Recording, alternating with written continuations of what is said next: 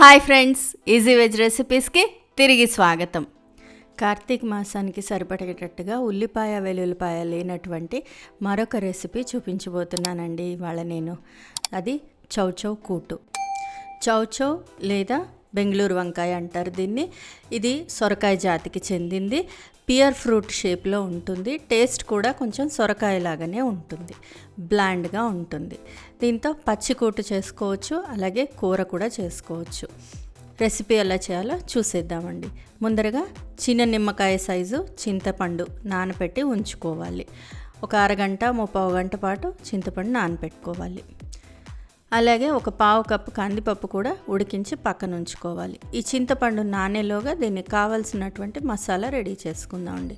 పచ్చి కొబ్బరి, ఫ్రెష్గా ఉండే పచ్చి కొబ్బరి ఒక 2 టేబుల్ స్పూన్స్ తీసుకోవాలి. అలాగే 1.5 టేబుల్ స్పూన్ ధనియాలు, కారానికి తగ్గట్టుగా ఎండుమిరపకాయలు తీసుకొని పేస్ట్ చేసుకోవాలి. బాగా మెత్తగా పేస్ట్ చేసి రెడీ చేసుకోవాలి. చూడండి, ఇంత మెత్తగా పేస్ట్ చేసుకోవాలన్నమాట. ఈ పేస్ట్ని పక్కన పెట్టేసేసి చౌచౌ లేదా బెంగళూరు వంకాయ అంటారు దీన్ని పెద్ద ముక్కలుగా తరుక్కొని తొక్క తీసి పెద్ద ముక్కలు తరుక్కోవాలి.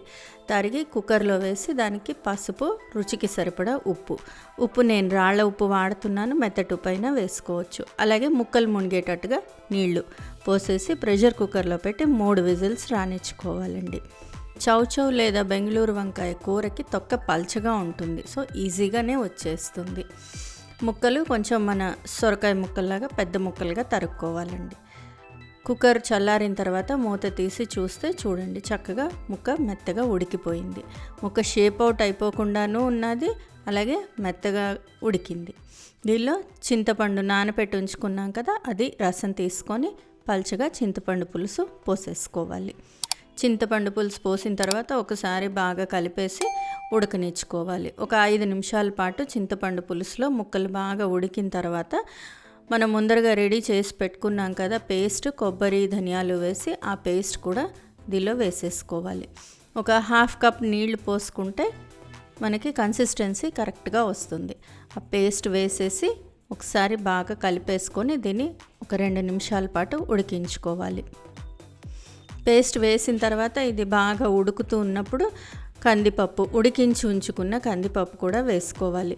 పావు కప్పు అయితే సరిపోతుంది, లేదా ముందరగానే ఉడికించి ఉంచుకుంటే 2-3 గరిటెల కందిపప్పు అయితే సరిపోతుంది. పప్పు ఎక్కువ పట్టదండి, కొబ్బరి ధనియాల పేస్ట్ వల్లే చిక్కపడిపోతుంది. సో పప్పు కూడా వేసి ఒకసారి బాగా కలిపేసి దీన్ని ఒక 5 నుంచి 10 నిమిషాల పాటు మీడియం ఫ్లేమ్లో బాగా ఉడికించుకోవాలి. కళాపెళామని ఉడకాలి. చూడండి, పులుసు ఇలా ఉడకాలి.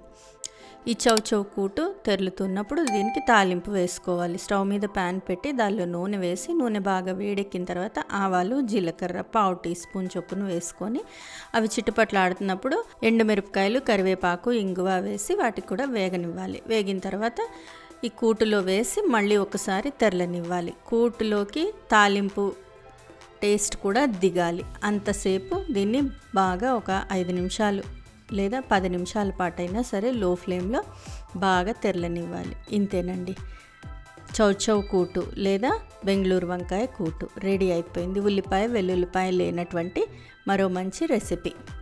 ఇది అన్నంలోకి బాగుంటుంది, అలాగే ఇడ్లీలో కూడా చాలా బాగుంటుంది ఫ్రెండ్స్, ఈ రెసిపీ మీకు నచ్చినట్లయితే మీరు ట్రై చేయండి. మీ ఇంట్లో వాళ్ళకి టేస్ట్ చేసి చూపించండి. ఎలా వచ్చిందో నాకు కామెంట్ బాక్స్లో కామెంట్ చేయండి. ఫ్రెండ్స్, ఈ వీడియో మీకు నచ్చినట్లయితే ప్లీజ్ లైక్ చేయండి, షేర్ చేయండి. ఛానల్ సబ్స్క్రైబ్ చేసుకుని వాళ్ళు ఛానల్ సబ్స్క్రైబ్ చేసుకోండి. ఆ బెల్ ఐకాన్ క్లిక్ చేయడం మాత్రం మర్చిపోకండి. మరో మంచి రెసిపీతో మళ్ళీ మీ ముందుంటాను. అంతవరకు సెలవు మరి, బాయ్.